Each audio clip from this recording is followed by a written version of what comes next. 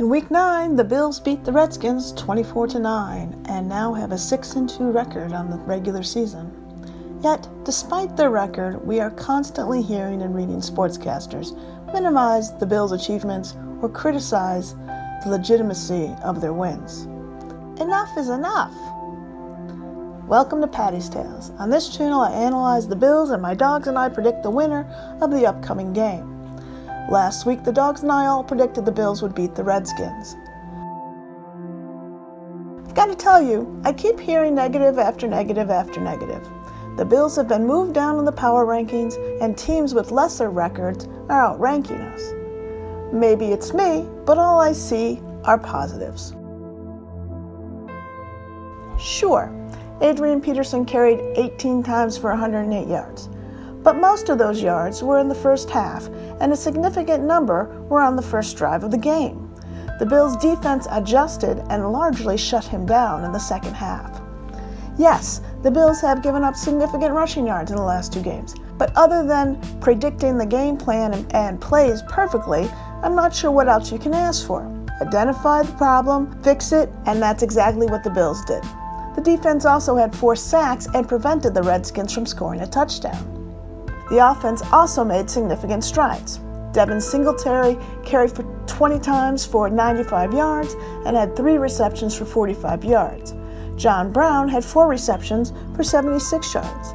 And Josh Allen went 14 for 20 with 1 TD and no interceptions, and achieved a quarterback ranking of 110.4. Special teams also came through with a 66-yard kickoff return by Andre Roberts and a 24-yard kickoff return by Pat DeMarco.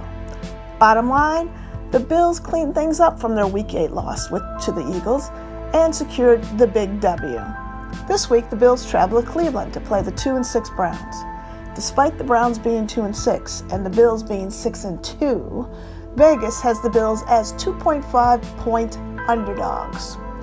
The Bills' defense remains third ranked in the NFL, allowing only 16.4 points per game and 296.2 yards per game. But Vegas has the Bills as 2.5-point underdogs. This week, the Bills will have to battle the Browns running back Nick Chubb. He is ranked 4th in rushing yards this season with 803 yards and 154 carries and 6 TDs. Additionally, the Bills' pass defense will have to battle OBJ, Antonio Callaway, and Jarvis Landry. The big question is, which Baker Mayfield will the Bills face? The one who was sacked by the Patriots 5 times and threw an interception? Or the one that went 20 of 30 for 342 yards in the Browns' Week 5 victory against the Baltimore Ravens? Speaking of the Ravens, let me just bask in their victory for a moment. Ravens 37 against the Patriots 20.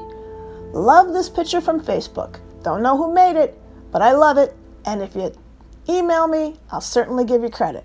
And by the way, the number 1 ranked New England defense allowed 115 yards rushing on 15 carries.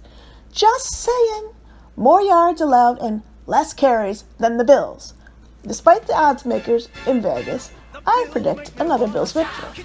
The Mafia will be traveling to Cleveland en masse, and it will be another windy game with southwest winds 15 to 25 miles per hour with a chance of showers later in the day.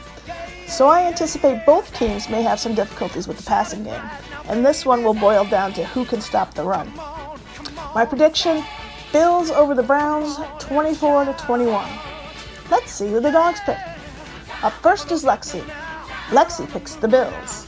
Up next is Dandy. Dandy picks the Bills. Last but never least, Rocky.